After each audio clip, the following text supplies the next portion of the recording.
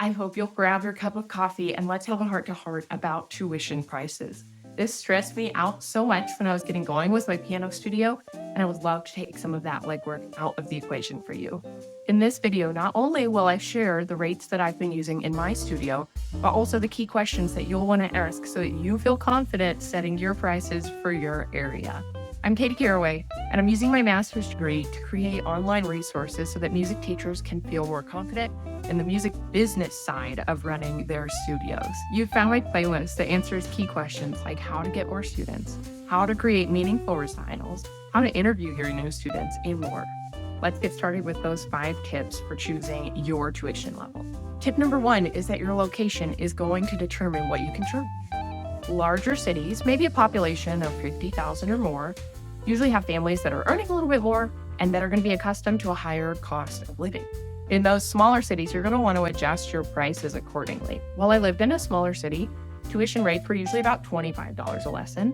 I've just moved to a larger city. I think I'll be charging $30 a lesson or more. Tip number 2 is to use comparative pricing to help price accurately for your area. When you check in with other piano teachers, it's a great opportunity to introduce yourself, explain that you're new to the area, and hopefully get some information about what they're charging for lessons.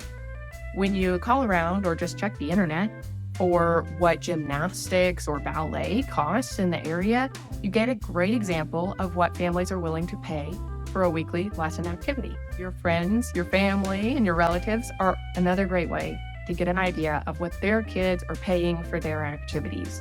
Those are all ballpark numbers that I used when I set my prices in my previous location. I thought it would be kind of hard to find out what gymnastics and ballet cost, but a lot of times those prices are listed on their website. Any group classes will probably be charging slightly less than what you're going to be charging for a one-on-one private lesson. Tip number 3 is to consider your level of experience as a teacher. I've broken this down into 3 categories: legacy teachers, experienced teachers, and newer teachers. Legacy teachers are teachers who have a music degree and also have experience. Maybe they've played in an orchestra or as a church musician for years. They may have an undergrad or a graduate degree, and they probably have at least 15 years of experience teaching.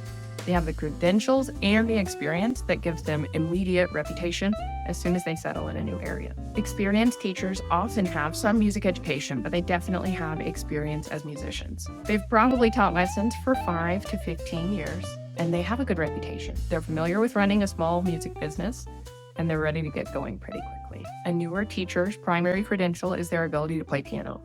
Maybe they have a music degree, but they probably don't have more than 5 years of experience teaching. They'll be learning the ropes of how to run and operate a small music business while they're getting going with their teaching as well. Let's get down to those actual prices. I really want to provide you with some clear numbers in this video. We'll start with those 3 levels of teachers, especially in a smaller town setting. So if you're a newer teacher in a smaller town, you might consider charging $20 per lesson, and that's for a 30-minute lesson. If you're a more experienced teacher, you might consider charging $25 per lesson, or a legacy teacher, $30 per lesson. For those same teachers in a larger area, the price is going to go up by $5 each. So a newer teacher could probably charge $25 per lesson, an experienced teacher could charge $30 per lesson, and a legacy teacher could charge $35 or more per lesson. When you break that down into an hourly rate, a newer teacher would be making $40 to $50 an hour, depending on their location. An experienced teacher might be making $50 to $60 an hour, and a legacy teacher might be making $60 to $70 or more per hour.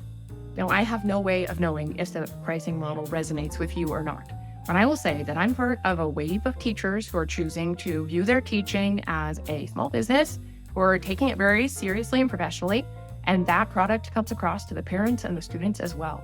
And so I have not had any pushback from these prices, and this pricing model has worked really well for me, as well as creating a really realistic small income to supplement what my husband is doing in his work as well. So if these are intimidating to you, know that you can always drop them, but also know that if you're taking your work seriously, this may be a great pricing model for you to aim for over time. I also know that was a lot of info, so don't forget that I've got that PDF download if you want to grab it below. Tip number 4 is to remember that you can always adjust your rates.